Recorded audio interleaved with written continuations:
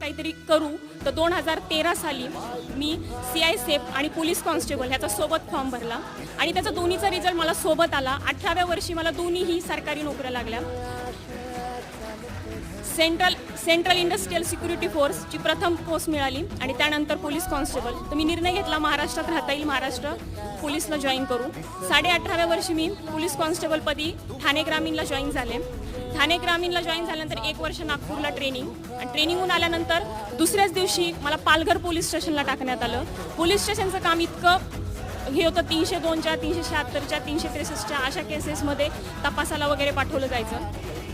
1-1.5 वर्ष चांगल्या प्रकारे झालं, पण लक्ष लागत नव्हतं. त्यात मी खेळाडू पण होते. 48 kgमध्ये कुस्ती खेळायचे आणि ॲथलेटिक्समध्ये होते. त्यामुळं असं सांगितलं की हिची निवड पोलीस गेममधून ऑल इंडियाला होऊ शकते. पण मी इतकं नाटक केलं कारण की मला युनिकला यायचं होतं म्हणून कदाचित